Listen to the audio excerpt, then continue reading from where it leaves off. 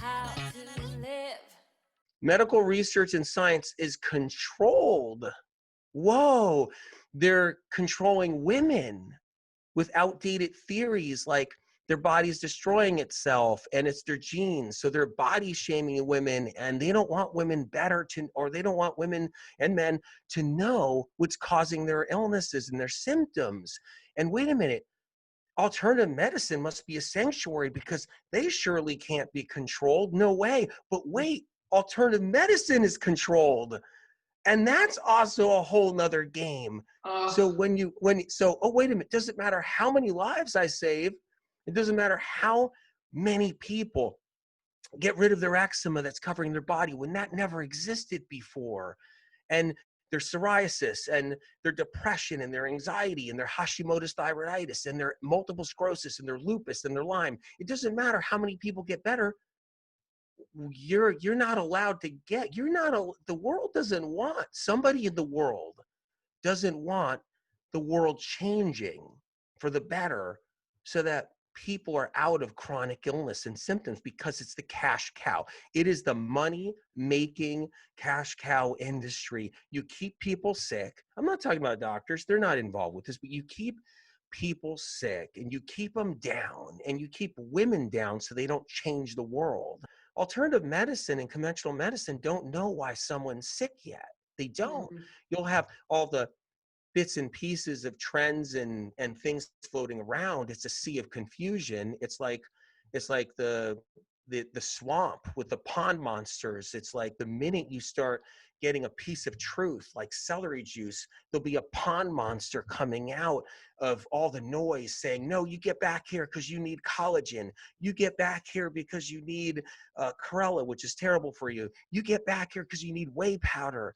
You get back here because you need something else. And so what happens is, you get back here because you need some kind of crazy $10,000 water machine, whatever it is. The pond monsters will grab onto your ankle and they'll drag you back into the swamp. And meanwhile, the way out of the swamp to heal is actually knowing like all the information that's above the noise. Because someone will be like, a critic will be like, why do you have the answers? And rightfully so. Absolutely. I would be asking the same thing. Like, why the heck do you have the answers? And because it's above the noise. It's a source that's not in the food wars. It's a source that I get the information that's not about just the vegans and plant-based people against the paleo and animal protein people, keto people, and they're both battling with all their fake science. And I know that's painful to hear, but it's true, because all that science that they use doesn't know why you're sick.